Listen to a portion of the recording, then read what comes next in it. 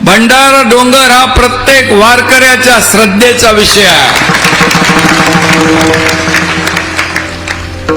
आपली नदी इंद्रायणी नदी असेल, आपली पवना नदी असेल, चंद्रभागा आहे, मुळा मुठा आहे, अशा अनेक नद्या आहेत। बघितल्यावर थोडं जरा मनाला कसं तरी वाटतं।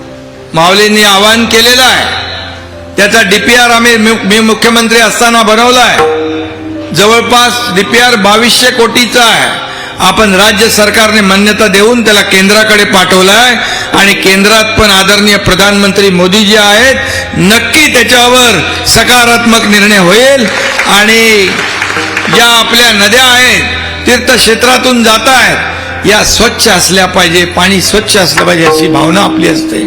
फक्त सरकार म्हणून हे काम होणार नाही, पण नद्यांची सफाई, पुनरुज्जीवन ही लोक चळवळ झाली पाहिजे, लोक चळवळ।